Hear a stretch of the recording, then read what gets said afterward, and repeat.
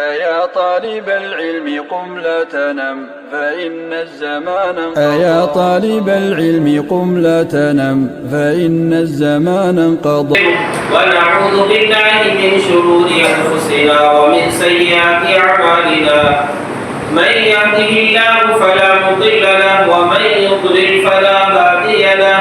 وأشهد أن لا إله إلا الله وحده لا شريك له. وأشهد أن محمدا عبده ورسوله. يا أيها الذين آمنوا اتقوا الله حق تقاته ولا تموتن إلا وأنتم مسلمون. يا أيها الناس اتقوا ربكم الذي خلقكم من نفس واحدة وخلق منها زوجها وبث منهما رجالا كثيرا ونساء. واتقوا الله الذي تساءلون به والأرحام إن الله كان عليكم رقيبا. يا أيها الذين آمنوا اتقوا الله وقولوا قولا سديدا يصلح لكم أعمالكم ويغفر لكم ذنوبكم ومن يطع الله ورسوله فقد فاز فوزا عظيما. أما بعد فإن خير الحديث كتاب الله وخير الهدي هدي محمد صلى الله عليه وسلم وشر الأمور محدثاتها وكل محدثة بدعة وكل بدعة ضلالة وكل ضلالة في النار. أعوذ بالله من الشيطان الرجيم. بسم الله الرحمن الرحيم.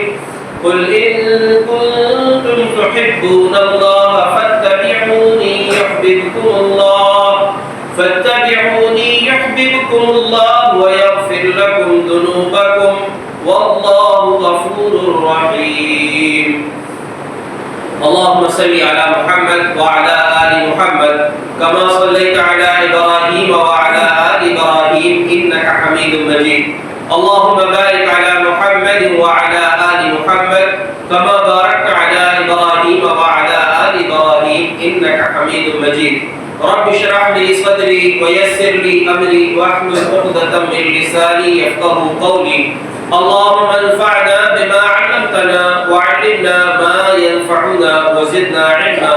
سبحانك لا علم لنا إلا ما علمتنا إنك أنت العليم الحكيم.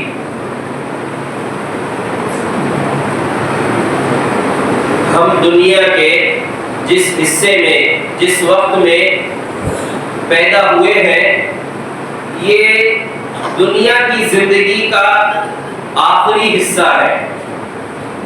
اللہ رب العزت نے اپنے آخری پیغمبر کو اور آپ کی امت کو جو وقت دیا ہے وہ عصر سے مغرب کے درمیان کا وقت ہے. اگر ہم دیکھیں کہ عصر کے بعد سے مغرب کا وقت کتنا ہوتا ہے تو بہت آسانی سے ہم سمجھ سکتے ہیں کہ دنیا کی زندگی کتنی باقی ہے. اور اللہ کے رسول صلی اللہ علیہ وسلم نے ایک موقع پر فرمایا تھا بعثت انا والساعة كهاتين. میں اور قیامت آپ نے اپنی دو انگلیاں دکھا کر فرمایا ایسے قریب بھیجے گئے ہیں. یعنی مجھ کو جو دنیا میں بھیجا گیا ہے قیامت بالکل ایسے قریب ہے.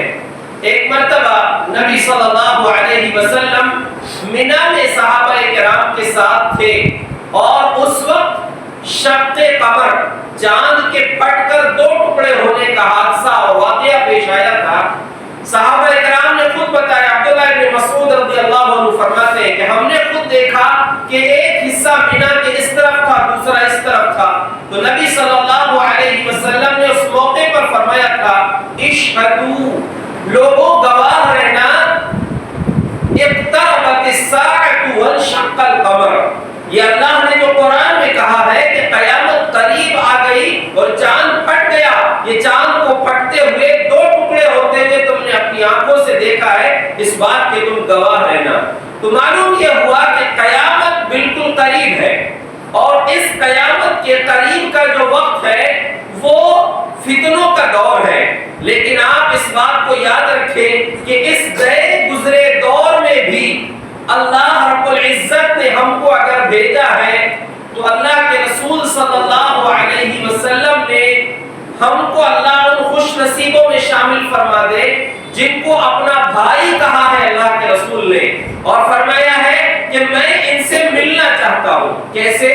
صحیح مسلم کی ایک روایت ہے، اللہ کے نبی صلی اللہ علیہ وسلم اپنے صحابہ کرام کے ساتھ قبرستان کی زیارت کے لیے گئے، اور جب آپ قبرستان پہنچے تو آپ نے فرمایا السلام علیکم دار قوم مؤمنین وَإِنَّا إِن شَاءَ اللَّهُ بِكُمْ لَاحِقُونَ وَدِدْتُ أَنَّا قَدْ رَأَيْنَا إِخْوَانَنَا۔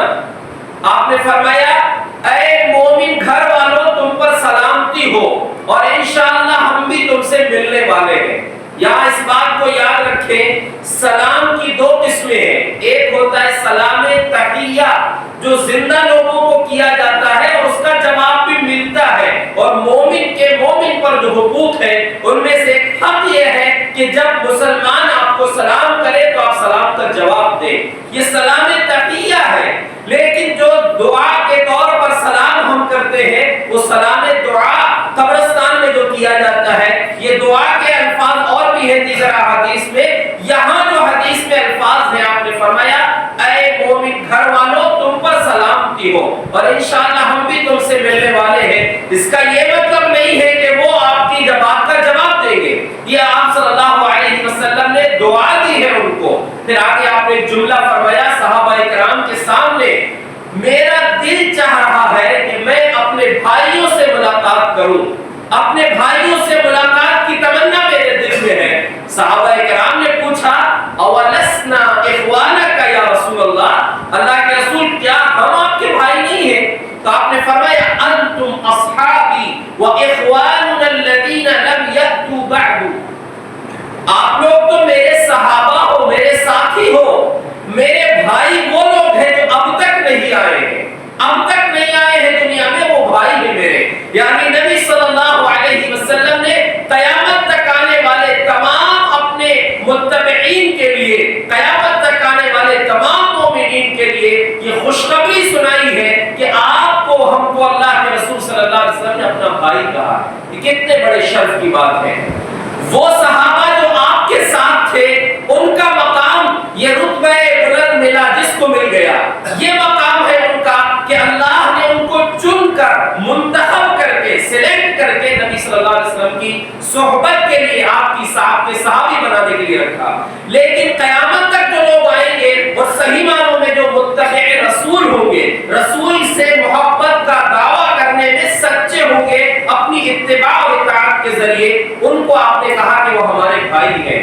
آپ صلی اللہ علیہ وسلم نے جب یہ بات کہی کہ ابھی ہمارے بھائی آئے نہیں ہیں دنیا میں، آنے والے ہیں، صحابہ نے پوچھا یا رسول اللہ کیف تعرف امتک من بین الامم لم یأتوا بعد، اللہ کے رسول آپ کی امت میں سے جو لوگ اب تک نہیں آئے ہیں آپ ان کو پہچانیں گے کیسے؟ ہم تو آپ کے ساتھ ہیں، آپ ہم کو دیکھ رہے ہیں، وہ لوگ جو نہیں آئے ان کو پہچانیں گے کیسے؟ آپ صلی اللہ علیہ وسلم نے فرمایا ذرا بتاؤ کہ ایک آدمی کے پاس سفید پیروں والا، پیشانی کی چمکتی ہوئی سفیدی والا گھوڑا ہو اور چتکبرا گھوڑا ہو، کیسے؟ بین خیل دہمن بہمن، کالے سیاہ گھوڑوں کے بیچ میں کسی کا چتکبرا گھوڑا ہو، کیا وہ اپنے گھوڑے کو نہیں پہچانے گا؟ صحابہ نے کہا اللہ کا رسول بالکل پہچانے گا۔ تو آپ نے فرمایا قیامت کے دن میں اپنے امتیوں کو کیسے پہچانوں گا؟ فَإِنَّهُمْ يَأْتُونَ يَوْمَ الْقِيَامَةِ غُرًّا مُحَجِّلِينَ مِنْ آثَارِ الْوُضُوءِ، میرے امتی قیامت کے دن آئیں گے تو وضو کرنے کی وجہ سے ان کے اعضائے وضو چتکبرے گھوڑوں کی طرح چمک رہے ہوں گے، ان کی پیشانیاں، ان کے چہرے چمک رہے، ان کے اعضائے وضو جن حصوں کو وضو میں دھویا تھا وہ سب چمک رہے ہوں گے۔ لیکن یاد رکھو آگے آپ نے ایک جملہ کہا ہے وَأَنَا فَرَطُهُمْ عَلَى الْحَوْضِ، حوض کوثر پر میں اپنے امتیوں کا انتظار کر رہا ہوں۔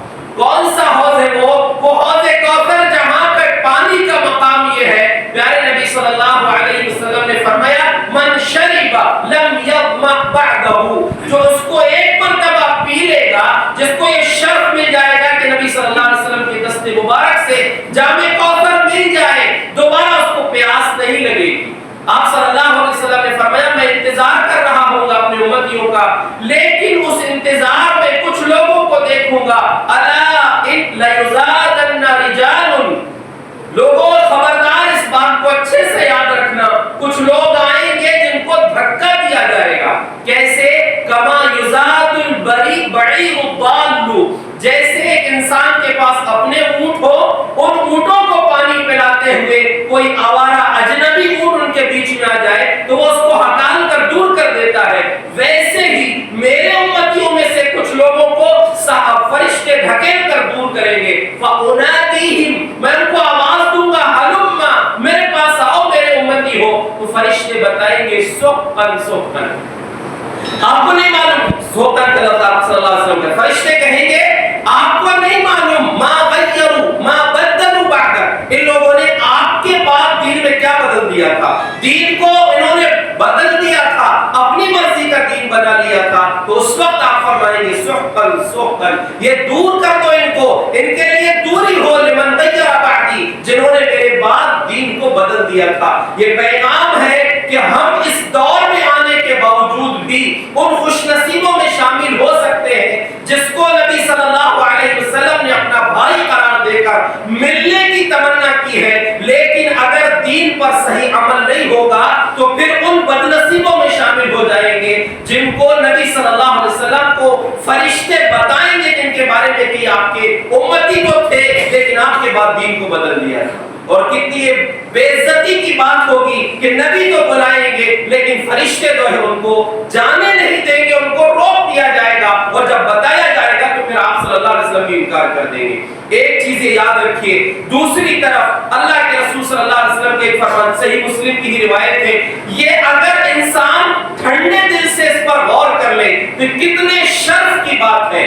ہجرت جو ہے، ہجرت جو نبی صلی اللہ علیہ وسلم نے مکہ چھوڑا، صحابہ کرام نے مکہ چھوڑ کر پہلے حبشہ گئے، پھر اس کے بعد مدینہ آئے، آپ صلی اللہ علیہ وسلم بھی مدینہ تشریف لائے، اور دیگر علاقوں سے ہجرت کر کے لوگ مدینہ میں آباد ہوئے۔ یہ ہجرت کتنی بڑی فضیلت کی بات ہے، آپ نے فرمایا الہجرت تہدم ما کان قبلھا، ہجرت اپنے سے پہلے کے تمام گناہوں کو ختم کر دیتی ہے۔ جس نے اللہ کے دین پر عمل کرنے کی خاطر اپنا محبوب وطن چھوڑ دیا، اپنے جائیداد چھوڑ دیا، کاروبار چھوڑ کر ایسی جگہ چلا گیا جہاں دین پر آسانی سے عمل ہو سکتا ہے، اس کی فضیلت یہ ہے کہ آپ نے فرمایا ہجرت کے پہلے اس نے جو کچھ کیا ہوگا سب معاف ہو جائے گا، سارے گناہ اس کے معاف ہو جائیں گے۔ اب ہم کو تو یہ مقام نہیں مل سکتا کیونکہ ہجرت فتح مکہ کے بعد وہ جو ہجرت تھی وہ ختم ہو چکی تھی۔ آج بھی اگر کوئی ایسا موقع ہو تو ہجرت کی فضیلت اپنی جگہ ہے، لیکن وہ اصل فضیلت جو تھی، اب سوچئے جو صحابہ دنیا کے مختلف علاقوں سے یا مدینہ کے آس پاس کے دیگر علاقوں سے ہجرت کر کے مدینہ آئے تھے، ان کی خوش نصیبی کا عالم یہ ہے کہ رضی اللہ عنہم ورضوا عنہ، اللہ ان سے راضی، وہ اللہ سے راضی، ہجرت کے بعد اپنے گناہ مٹوا لیے، اپنے لیے جنت کا پروانہ لکھوا لیا، وہ تو خوش نصیب تھے۔ لیکن ایک شرط ہم کو آج بھی مل سکتا ہے، آپ نے فرمایا العبادۃ فی الحرج کہجرۃ الیہ، فتنوں کے دور میں عبادت کرنا، فتنوں کے دور سے مراد یہی دور ہے قیامت کے قریب کا دور، آپ نے فرمایا فتنوں کے دور میں عبادت کرنا، آزمائشوں کے دور میں جب عبادت میں لوگوں کا دل نہیں لگ رہا ہے، مختلف چیزوں کی بنیاد پر عبادت میں دل نہیں لگتا، عبادت سے غفلت ہے، ساری عبادت اس میں شامل ہے، کوئی ایک عبادت نہیں، آپ نے فرمایا اس دور میں فتنوں کے دور میں جو عبادت کرے گا اس کی فضیلت کیا ہے، کہجرۃ الیہ، گویا کہ وہ میرے پاس ہجرت کر کے آیا۔ اللہ، اگر واقعی انسان کے دل میں نبی سے سچی محبت ہو، آج اگر کسی کو یہ کہے، یہ ہو تو نہیں سکتا لیکن ایسا اگر ہو جائے کہ نبی صلی اللہ علیہ وسلم مدینہ میں موجود ہے زندہ، آپ جو قبر میں نبیوں کی جسم کو قبر نہیں کھاتی، مٹی نہیں کھا سکتی، آپ کا جسم سلامت ہے، لیکن اگر یہ بتا دیا جائے کہ نبی کب ابھی مدینہ میں زندہ جیسے اس دور میں تھے، تو کتنے لوگ دنیا سے ایسے ہوں گے کہ پیدل چل کر بھی جانا پڑے تو چلے جائیں گے، کیونکہ سچی محبت ہے، لیکن یہ ہو نہیں سکتا، یہ ناممکن چیز ہے، یہ اللہ کے قانون کے خلاف ہے۔ بتانے مقصود یہ ہے کہ ایسی سچی محبت بھی دلوں میں ہے لیکن دوسرا پہلو یہ ہے کہ اگر ایک اور پہلو یہ دیکھیں تو دعوت تو بہت ہے لیکن کھوکھلا دعوت ہے۔ یہ باتیں ہم اس کو اس پہلو سے دیکھیں کہ آج ہم اسلامی سال پر غور کریں تو کتنے مہینے ایسے ہیں، کتنے مہینے ایسے ہیں اسلامی سال کے جن کو خرافات سے بھر دیا گیا، اور بیچارے ہمارے بھائی اللہ ان سب کو ہدایت نصیب فرمائے جو بڑے شوق سے بڑے جذبات کے ساتھ ان چیزوں پر اپنے تن من دھن سب کچھ برباد کر رہے ہیں، سب کچھ لٹا رہے ہیں۔ محرم کا مہینہ آئے گا تو حسین کے نام پر ماتم ہے، شعبان کا مہینہ آئے گا تو اس میں 15ویں شعبان کو جو ہے عید، مردوں کی عید بنائی جاتی ہے، قبرستان ایسے چمکتا ہے جیسے شہر ہو۔ اسی طریقے سے ربیع الاول کا مہینہ ہے، اس میں عید میلاد النبی منائی جاتی ہے، جبکہ میلاد یعنی پیدائش کی تاریخ میں اختلاف ہے لیکن وفات کی تاریخ 12 تاریخ مشہور ہے۔ اور یہ بات بھی جانتے ہیں جو بزرگ لوگ ہیں کہ کچھ سالوں پہلے 12 وفات منایا جاتا تھا، اب اسی کو میلاد النبی منایا جانے لگا۔ اللہ کے بندو، ہمارا پیغام یہ ہے کہ ہم جن لوگوں کو غلط کہہ رہے ہیں، غلط ہے وہ ٹھیک ہے، ہم غلط سوچ رہے ہیں، غلط بول رہے ہیں، ان کے لیے ہدایت کی دعا کر رہے ہیں اور ان تک یہ پیغام پہنچانے کی کوشش کریں کہ دین کا اس سے تعلق نہیں ہے۔ نبی صلی اللہ علیہ وسلم کے بھائی بننا چاہتے ہیں تو ضروری ہے کہ وہ ان لوگوں میں شامل نہ ہو جن کو فرشتے دھکا دے کر حوض کوثر سے دور کر دیں گے۔ اس سے بچنے کی ضرورت ہے تو صحیح معنوں میں نبی کی سچی محبت کے دعوے کے ساتھ اس پر عمل بھی کرنا پڑے گا۔ دوسرا پیغام ہمارے لیے ہے کہ ہم ان کو تو غلط کہہ رہے ہیں، غلط سوچ رہے ہیں، ہماری محبت کتنی سچی، یہ بھی ہم کو غور کرنا ہے۔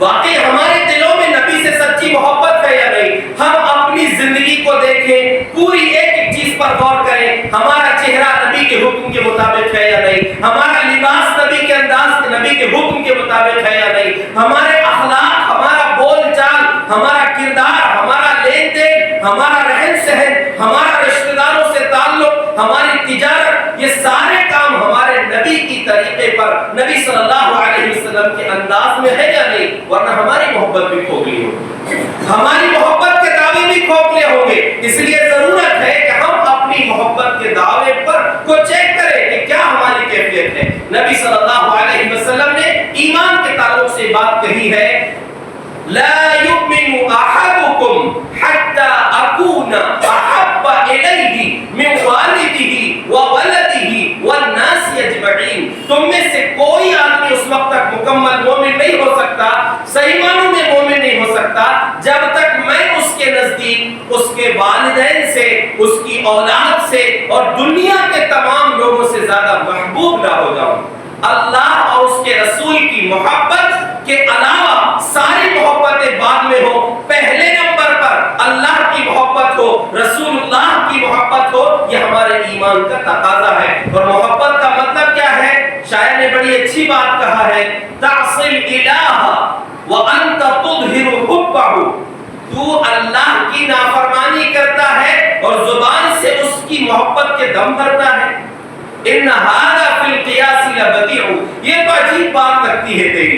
پھر آگے کہا لو كان حبك صادقا لاطعته ان المحب لمن يحب مطيع، اگر تیری محبت واقعی سچی ہوتی، اللہ سے، رسول سے تیری محبت سچی ہوتی تو تو اس کی اطاعت کرتا، اللہ کی اطاعت کرتا، رسول کی اطاعت کرتا۔ کیوں؟ اس لیے کہ دنیا میں رواج یہ ہے، اصول اور قانون یہ ہے، ان المحب لمن يحب مطيع، ایک انسان جو کسی سے محبت کرتا ہے تو اس کی بات کو مانتا بھی ہے، جب محبت کرتا ہے تو اس کی بات کو مانتا، اس کی اطاعت کرتا ہے۔ پھر ہماری محبت کا عالم کیا ہے کہ ہم بات کرتے ہیں، محبت کے دعوے کرتے ہیں لیکن حقیقت میں اس میں سچے نہیں ہیں۔ ہم دونوں کو یہ پیغام دینا چاہتے ہیں جو سال کے ایک دن نبی کی پیدائش کی خوشی منا کر خوش رہے کہ ہم نے نبی کا حق ادا کر دیا، ان سے ہم ایک سوال کر رہے ہیں، ان سے ایک بات آپ کے کہنا چاہتے ہیں کہ سال کا ایک دن کیوں؟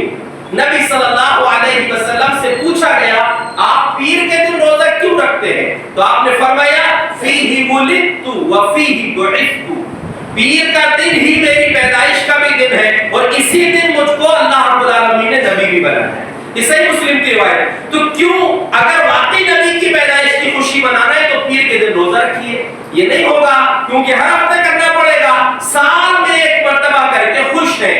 اب دوسری طرف میں آپ سے کہتا ہوں جو آپ یہ سمجھ رہے ہیں کہ وہ غلط ہے، اب وہ غلط کر رہے ہیں، ہمارا کردار کیا ہے، ہماری زندگی کے حالات کیا ہیں، ہم کس قدر نبی سے سچی محبت کا دم بھرنے میں اپنے دعوے میں کتنے سچے ہیں، یہ بھی ہم کو غور کرنا چاہیے ہمارا عمل کیسا ہے. یہی پیر کے دن کو دیکھیں، رسول اللہ صلی اللہ علیہ وسلم نے فرمایا ہر پیر اور جمعرات کو بندوں کے اعمال اللہ کے سامنے پیش کیے جاتے ہیں. فَيُغْفَرُ لِكُلِّ عَبْدٍ لَا يُشْرِكُ بِاللَّهِ، ہر ایسے انسان کو بخش دیا جاتا ہے جو اللہ کے ساتھ شرک نہیں کرتا. إِلَّا رَجُلٌ كَانَتْ بَيْنَهُ وَبَيْنَ أَخِيهِ شَحْنَاءٌ، ہاں ایسا کوئی شخص ہو، ایسا کوئی مومن مسلمان ہو جس کے دل میں دوسرے اپنے بھائی کے لیے نفرت ہے، کسی بھی بات میں اختلاف ہوا، نفرتیں لے کر بیٹھا ہوا ہے. اللہ فرماتا ہے انظروا هذين حتى يصطلحا، یہ دونوں کو اس وقت تک چھوڑ دو جب تک اپنی صلح نہ کر لیں، اپنی اصلاح نہ کر لیں، آپس میں صلح نہ کر لیں، جب تک ان کا معاملہ پینڈنگ میں رہے. کتنی افسوس کی بات ہے، ہر پیر اور جمعرات کو نامہ اعمال کو روک دیا جاتا ہے جبکہ توحید پرستوں کو بخش دیا جاتا ہے. لیکن یہ گناہ ایسا ہے اپنے بھائی کی نفرت دل میں رکھنا جو ہماری بخشش کے لیے آڑ بن جاتا ہے. اس لیے ہم خود اپنے آپ پر دیکھیں ہماری زندگی کہاں گزر رہی ہے، کیسے گزر رہی ہے، اور اس چیز کو ہم اپنی پوری زندگی میں اپلائی کر کے دیکھیں. پوری زندگی کے بارے میں ہم سوچیں ہماری محبت کیسی ہونا چاہیے، اور واقعی اگر ہم مومن ہیں تو ایمان کا اقرار کرنے کے بعد زندگی کیسی بدلنا چاہیے. ایک واقعے کے ذریعے میں آپ کو ایک پیغام دے رہا ہوں، اور واقعہ مشہور ہے، آپ نے سنا ہے اس سے پہلے، لیکن اس کو اس پہلو سے غور کریں. مشہور واقعہ ہے حضرت ثمامہ بن عثال رضی اللہ عنہ، قبیلہ بنو حنیفہ کے سردار ہیں. یمامہ کا علاقہ پورا ان کا سرداری کا علاقہ، اس پورے علاقے کے سردار ہے. ابھی مسلمان نہیں ہوا ہے بندہ، یہ اپنے گھر سے نکلا، صحابہ کرام کی ایک جماعت نے ثمامہ بن عثال کو پکڑ لیا، قید کر کے لے آئے. یہ اس وقت کا دور تھا جب حجت تمام ہو چکی تھی، سب طرف دعوت پہنچائی جا چکی تھی، عام جو ہے اب جنگوں کا دور تھا، اور یا تو مقابلہ کرو یا پھر اسلام قبول کرو. یہ زمین اللہ کی ہے، یہاں پر اللہ کی عبادت ہونا چاہیے. اللہ نے اپنے آخری پیغمبر کے ذریعے تمام لوگوں تک دعوت پہنچا دی ہے. اس دور میں جب جنگوں کا سلسلہ جاری تھا، صحابہ کرام نے ثمامہ بن عثال کو پکڑ کر لے آئے، مسجد کے ایک ستون میں باندھ دیا، قیدی بنا کر مسجد کے ستون میں بندھے ہوئے ہیں. اللہ کے رسول صلی اللہ علیہ وسلم تشریف لائے، کہا ما عندک یا ثمامہ، بولو ثمامہ کیا حالت ہے. ثمامہ کا جواب یہ تھا یا محمد عندی خیر، محمد میرے پاس خیر ہے، اچھائی ہے. ان تقتل تقتل ذا دم وان تنعم تنعم على شاکر وان كنت تريد المال سل منه ما شئت تعطى. کہا کہ محمد اگر مجھ کو قتل کرو گے تو ایک ایسے شخص کو خون بہاؤ گے، ایسے انسان کا خون بہاؤ گے جس کا خون رائے گا نہیں جائے گا. دو مطلب ہے اس کے، ایک مطلب تو یہ ہے کہ میں اس بات کا مستحق ہوں کہ تم مجھے قتل کر سکتے ہو. دوسرا مطلب یہ ہے کہ محمد یاد رکھو میری قوم میرے خون کو برباد نہیں ہونے دے گی، تم سے بدلہ لے گی، تم سے ٹکر لے گی، میرے خون کا بدلہ چکانے کے لیے مقابلہ کیا جائے گا. اور اگر مجھ پر احسان کر کے چھوڑ دو گے تو ایک ایسے انسان پر احسان کرو گے جو واقعی تمہارے احسان کا قدردان ہے، شکر گزار ہوگا، تمہارے احسان کی قدر کرے گا، احسان کا بدلہ چکائے گا. اور بولو اگر مال کے بدلے میں چھوڑنا چاہتے ہو تو منہ کھولو، کتنا مال چاہیے، جتنا بولو گے اتنا مال تمہارے سامنے پیش کر دیں گے. یہ الفاظ اس شخص کے ہیں جس کے دل کی کیفیت اتنی خطرناک ہے جو اگلے حدیث کے حصے میں موجود ہے. اللہ کے نبی صلی اللہ علیہ وسلم نے فرمایا، کوئی جواب نہیں دیا، اس کے بعد آپ چھوڑ دیے ان کو. دوسرا دن آیا، پھر ثمامہ سے سوال کیا، ما عندک یا ثمامہ، وہی سوال وہی جواب. تیسرا دن آیا، آپ نے پھر سوال کیا، ثمامہ نے وہی تین آپشن پیش کیے. آپ صلی اللہ علیہ وسلم نے صحابہ سے کہا، اپنے صحابہ سے حکم دیا 3 دن تک اپنے اخلاق کے ذریعے سے اس کے دل کو قید کر کے اس کے جسم کو رہائی دینے کی اجازت دے دی. آپ نے فرمایا اطلقوا ثمامہ کو آزاد کر دو. اب آزاد تو ہو چکا ثمامہ، لیکن اس کا دل قید ہو چکا تھا.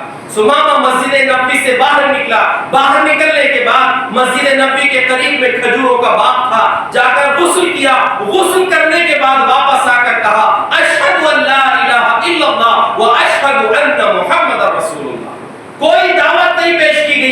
صرف اخلاق کے ذریعے سے 3 دن تک قیدی تو بنایا گیا لیکن کوئی سزا نہیں دی گئی، محبت کے ساتھ احترام کے ساتھ سوال کیا گیا ہے کہ سمامہ تم کیا چاہتے ہو، کیا ہے تمہارے پاس جواب، اس قید کے بدلے میں کیا تمہاری فرمائش ہے؟ تینوں دن کوئی لمبی چوڑی بات نہیں ہوئی ہے، کوئی دعوت نہیں ہوئی ہے، 3 دن مدینے میں رہا ہے، مسجد نبوی میں رہا ہے قیدی بن کر، غسل کر کے واپس آتے ہیں اور آ کر کلمہ شہادت کا اقرار کرنے کے بعد اب یہ جو جس کے دل کی کیفیت بدلی ہے، اب تک اس دل کی کیفیت کیا تھی؟ یہ پیغام ہے کہ واقعی اگر نبی سے سچی محبت ہے، ہم یہ جانتے ہیں اور مانتے ہیں کہ ہم مومن ہیں، نبی پر ہمارا ایمان ہے، تو دل کی کیفیت ایسی ہونی چاہیے۔ کہا کہ یا محمد ما من وجہ ابغض الی من وجہک فواللہ ما من وجہ ابغض الی من وجہک فقد اصبح وجہک احب الوجوہ الی۔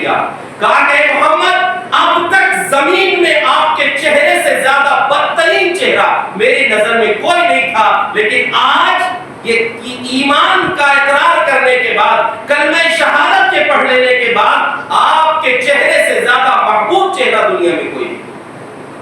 واللہ ما کان من دین ابغض الی من دینک، اللہ کی قسم آپ کے دین سے زیادہ بدترین اور ناپسندیدہ دین اب تک کوئی نہیں تھا، لیکن فقط اصبح دینک احب الدین الی، اب آپ کا دین سب سے محبوب دین ہو چکا، اب دنیا میں اس سے بہتر دین مجھے نہیں پسند۔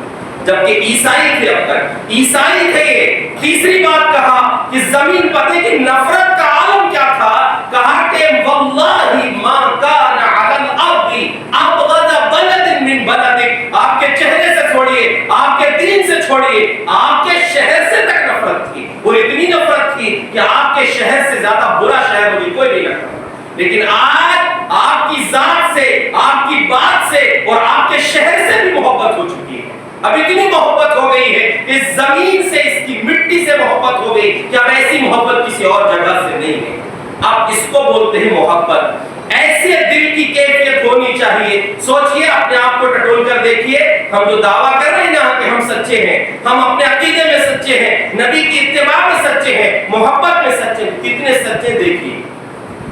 اب یہ دل کی کیفیت ہے، اس کے بغیر ایمان نہیں ہوگا۔ یہ آپ نے فرمایا، اور یہ بات صرف مشہور عام بات نہیں ہے، ایک خاص موقع پر عبداللہ بن حضرت عمر رضی اللہ عنہ آپ کے ساتھ تھے، اور بھی صحابہ تھے، حضرت عمر رضی اللہ عنہ کا ہاتھ آپ نے پکڑا ہوا تھا۔ حضرت عمر نے کہا واللہ یا رسول اللہ لانت احب الی من کل شیء الا من نفسی، اللہ کی قسم، اللہ کے رسول آپ میری جان کے بعد سب سے زیادہ محبوب ہیں۔ کہا کہ نہیں عمر، اتنے میں کام نہیں چلے گا، ایسے میں بات نہیں بنے گی، حتی اکون احب الیک من نفسک، اگر واقعی ایمان کو مکمل کرنا چاہتے ہو تو ضرورت ہے کہ تمہارے دل میں تمہاری جان سے زیادہ محبت میری جان سے، میری ذات سے، تم سے اپنے آپ سے زیادہ محبت مجھ سے کرو گے تب ایمان مکمل ہوگا۔ تاکہ واللہ انک لانت الان احب الی من نفسی، اللہ کی قسم، اللہ کے رسول اب آپ مجھے میری جان سے زیادہ محبوب ہیں۔ یہ صحابہ کا جذبہ تھا، اس لیے صحابہ اپنی جان قربان کرنے کو تیار رہتے، نبی کو تکلیف نہیں پہنچنا چاہیے۔ غزوہ احد کے موقع پر ابو طلحہ انصاری ڈھال لے کر کھڑے ہیں، تیر چلا رہے، اور تیر چلاتے تھے، کان رامیا شدید القدی، حضرت انس فرماتے ہیں بہت تیز کھینچ کر تیر چلاتے تھے، 2-3 کمان توڑ دیے تھے اس غزوہ احد میں۔ اس وقت ایک طرف تو تیر چلا رہے، دوسری طرف اپنا سینہ نبی صلی اللہ علیہ وسلم کے لیے ڈھال بنا کر رکھا ہوا ہے۔ آپ جنگ کی کیفیت بدل گئی تھی، صحابہ بکھر گئے تھے، جو مشرکین نے دوسری مرتبہ جو حملہ کیا تھا جس میں وہ غالب آ گئے تھے، آپ صلی اللہ علیہ وسلم جنگ کی میدان جنگ کی کیفیت دیکھنے کے لیے سر اٹھا کر جھانکنے کی کوشش کرتے تو ابو طلحہ کہتے بے ابی انت و امی یا رسول اللہ دونی نحری دون نحری، اللہ کے رسول میرے ماں باپ آپ پر قربان ہو، میرا سینہ آپ کے سینے کے سامنے ہے، آپ ایسا نہ کریں، کہیں ایسا نہ ہو کہ دشمن کا کوئی تیر آپ کو لگ جائے۔ اللہ اکبر۔ محبت اس کو کہتے ہیں کہ ذات سے محبت اتنی ہے کہ ادھر سینہ چھلنی ہو جائے کوئی دقت نہیں، موت ہو جائے کوئی دقت نہیں، نبی کو ایک تیر بھی نہیں لگنا چاہیے۔ اور یہی محبت آپ کی بات سے بھی تھی. آپ جانتے کئی واقعات آپ کو ملیں گے, لیکن آپ مشہور واقعہ ہے کہ جب شراب کی حرمت کا حکم نازل ہو, یہی ابو طلحہ انصاری انہی کے گھر کا واقعہ ہے. حضرت انس کہتے ہیں اعلان ہوا الا ان الخمر قد حرمت, لوگوں یاد رکھو شراب حرام ہو چکی. انس کہتے ہیں ابو طلحہ نے کہا کہ دیکھو انس کیا آواز آ رہی ہے. باہر نکل کر جب سنا کہ آواز میں یہ پیغام دیا گیا ہے کہ شراب حرام ہو گئی, کہتے جیسے آ کر میں نے بتایا تو سارے کے سارے مٹکے جو شراب سے بھرے ہوئے تھے وہ بہا دیے گئے, یہاں تک کہ میں نے دیکھا رأیت جرت فی سکک المدینہ, میں نے خود دیکھا کہ مدینے کی گلیوں میں شراب بہ رہی تھی. اتنی شراب لوگوں نے اڑیل دیا صرف ایک حکم پر کہ شراب حرام ہو چکی ہے. اور ایک جنگ, یہ تو گھر کی بات ہے, جنگ کا موقع تھا, نبی صلی اللہ علیہ وسلم کے ساتھ صحابہ کے حالات کیسے تھے آپ جانتے ہیں. اس مشکل حالات میں بھی کچھ گدھے صحابہ کو مل گئے, گدھے مل گئے دشمن قوم کی طرف سے. وہ گدھوں کو پکڑا, ذبح کیا اور گوشت پکانا شروع کر دیا, ہانڈیوں میں گوشت چڑھا دیا. اب تک گدھوں کی حرمت کا حکم نازل نہیں ہوا تھا.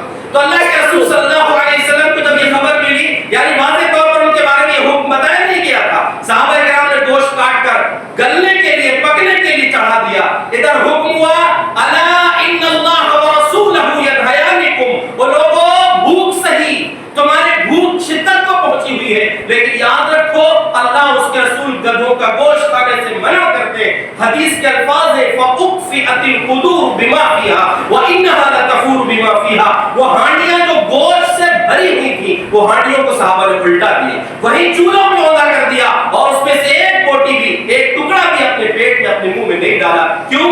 اللہ کے رسول کا پیغام آ چکا ہے, ادھر حکم محمد ہے, ادھر گردن جھکائی ہے.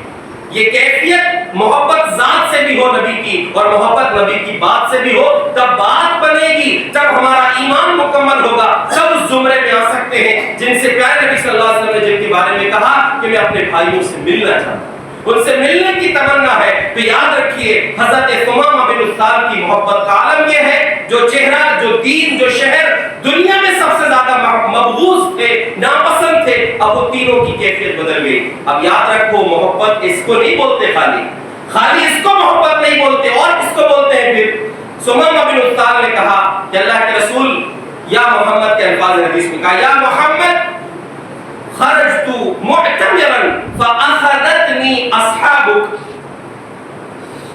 کہا میں عمرہ کرنے کی نیت سے نکلا تھا, تمہارے ساتھیوں نے پکڑ کر لیا. فماذا ترى, اللہ اکبر, یہ سوال کا مطلب سمجھیے, کہہ رہے کہ اب بتائیے کیا کرنا ہے. یہ نہیں کہا کہ میں عمرہ کرنے جا رہا تھا ذرا عمرہ کر کے آ جاؤ, کہا کہ اب عبادت بھی ہوگی تو آپ کے اشارے پر ہوگی, اگر آپ اجازت دیں گے تو ہی میں عمرہ کرنے جاؤں گا. فماذا ترى, اب بتائیے عبادت کیسے کرنا ہے کہ نہیں. ہمارے دین میں عیسائیت میں جو عمرہ تھا میں کرنے جا رہا تھا, لیکن اب چونکہ آپ کا غلام ہو چکا, آپ کا کلمہ پڑھ چکا, اب بتائیے کہ عمرہ کرنے جا رہے ہیں. ہاں ٹھیک ہے جائیے. عمرہ کرنے پہنچے, اب عبادت تو ہوگی نبی کے طریقے پر, محبت تو ہو گئی, عبادت بھی نبی کے طریقے پر ہوگی, ساری عبادتیں اب کسی پیمانے پر آئیں گی. عبادت کے ساتھ ساتھ اب تجارت بھی نبی کے حکم پر ہوگی.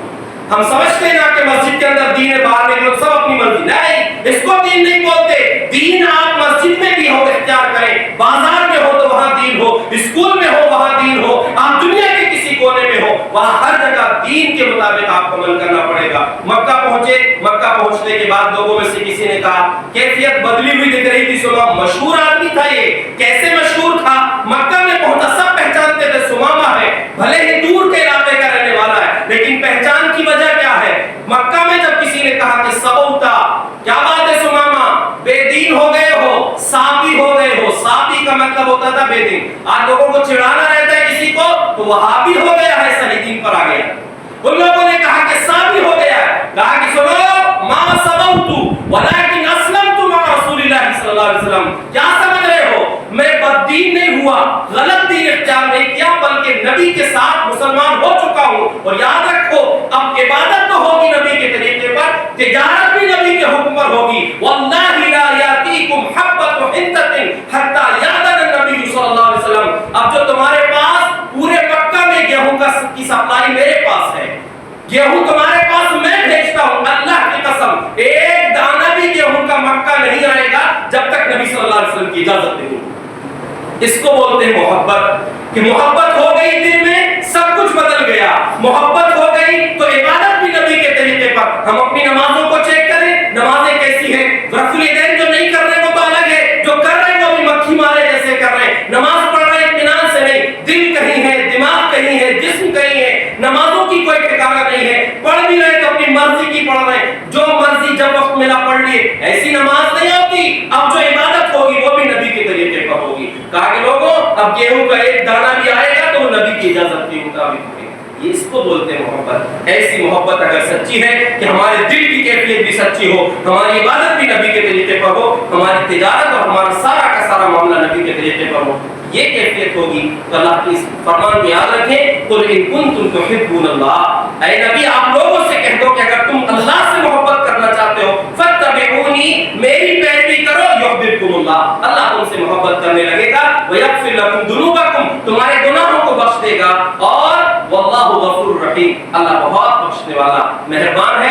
अगर ये चाहते हो अल्लाह की मोहब्बत हासिल करना चाहते हो तो नबी को सही मानों में मोहब्बत करो नबी से, और उस मोहब्बत का तकाजा ये है कि नबी की सुन्नत के मुताबिक अमल भी करो। अल्लाह रब्बुल इज्जत सही मानों में सच्चा ईमान हम सबको नसीब फरमाए, नबी की सच्ची मोहब्बत और उसके तकाज़ों के मुताबिक अमल करने की तौफीक बख्शे। आमीन। व आखिर दावाना अनिल हम्दुलिल्लाहि रब्बिल आलमीन।